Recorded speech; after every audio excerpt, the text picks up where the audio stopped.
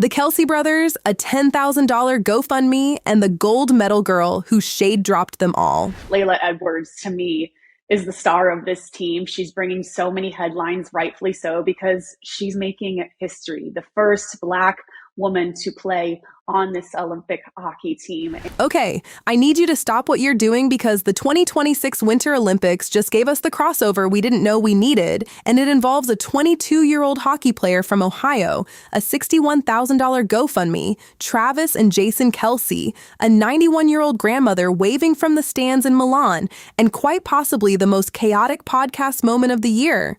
Layla Edwards just won Olympic gold. She just made history, and she just casually told Jason Kelce to his face on his wife's podcast that she's the best athlete to ever come out of their shared hometown of Cleveland Heights. We're doing the full breakdown. Welcome to PopPlug. Let's get plugged in. So let's talk about who Layla Edwards actually is, because she's not just the girl who shaded Jason Kelce. She's 22 years old, a defender for the University of Wisconsin Badgers, and she just stepped into her Olympic debut like she's been here before.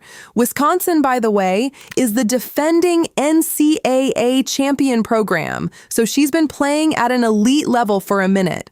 But here's the headline that matters. Layla Edwards became the first Black woman to ever play Olympic hockey for Team USA. Full stop. That's not just a stat. That's history cracking open. She's from Cleveland Heights, Ohio. Yes, the exact same Cleveland Heights that produced Travis Kelce and Jason Kelce. A suburb of about 45,000 people really said, "We only produce elite athletes." But her journey was not easy. At 13 years old, she left home to attend Bishop Kearney Selects Academy in Rochester, New York. 13. Most of us at 13 were figuring out lip gloss and algebra. She was packing up her life to chase ice time. That sacrifice, it paid off. Team USA entered the gold medal game in Milan, having outscored opponents 31-1 through 6 matches. 31-1? That's not dominance. That's demolition. They set an Olympic record with a shutout streak of more than 331 minutes. And Layla was right there anchoring the blue line. She's already projected as a top 3 pick in the upcoming Professional Women's Hockey League draft, alongside her Wisconsin teammate Carolyn Harvey and Minnesota star Abby Murphy.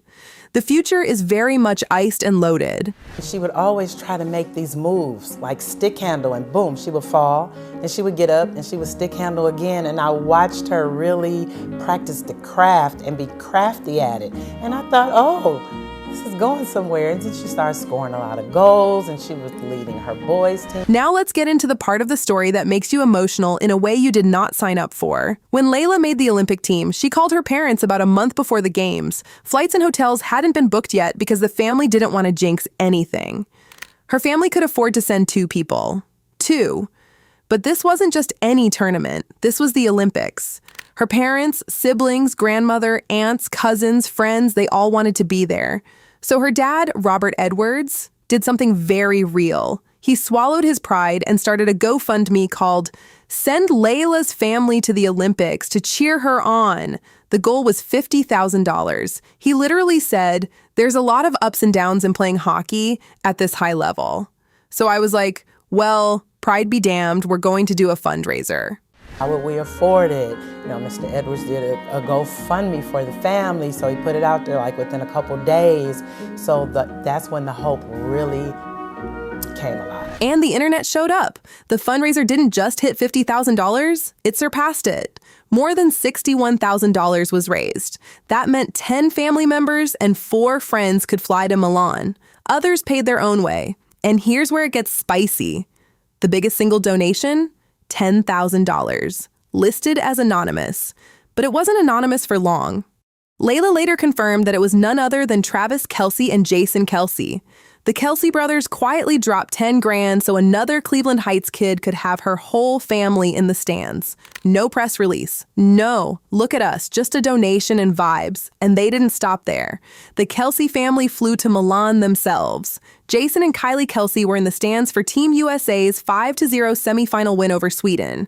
Imagine being Layla Edwards and seeing NFL royalty in the crowd cheering for you. Travis even reached out directly to her with personal advice. Big brother energy. Hometown hero energy. And remember, Travis Kelce is out here dating Taylor Swift, living in peak pop culture orbit, and still finding time to quietly fund Olympic dreams. The layers, the duality. The Cleveland Heights native told People magazine that Kelce donated to her family's GoFundMe so that her family can fly to Italy to watch her make history. Now, let's talk about the podcast moment that detonated the timeline. On February 19th, the day of the gold medal game, Kelce dropped a special Milan Olympics episode of her podcast, Not Gonna Lie with Kelce. And Layla opened the episode with the most casually chaotic line of the year.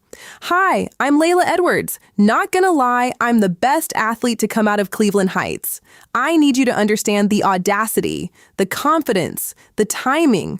Off camera, Jason Kelce, 6-time All-Pro, Super Bowl champion, possible Hall of Famer, responded immediately with, 'No objection.' Sir, what?" Hi, I'm Layla Edwards. Not gonna lie, I'm the best athlete to come out of Cleveland Heights. No objection. I love this. No objection. That was Jason chiming in. He said, no objection. Cleveland Heights has produced Travis Kelce. It produced Jason Kelce. It's produced NFL players like Barry Cofield and Tom Mack. And Layla pulled up on their own family podcast and said she's better. And Jason conceded. The clip went viral within hours, right before puck drop. It was the perfect pregame mic drop. And to be clear, it wasn't shade in a mean way.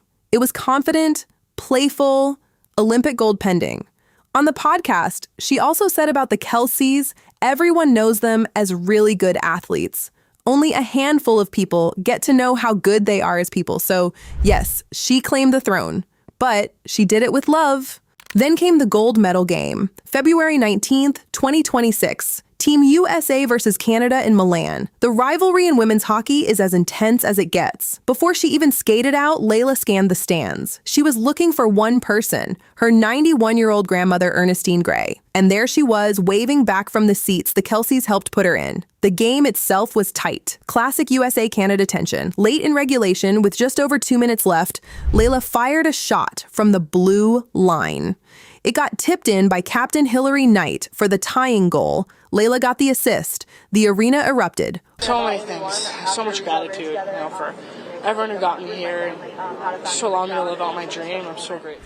In the stands, her mother Sharon watched her daughter and her own mother waving at each other. She later said, "You could just see them jumping and waving.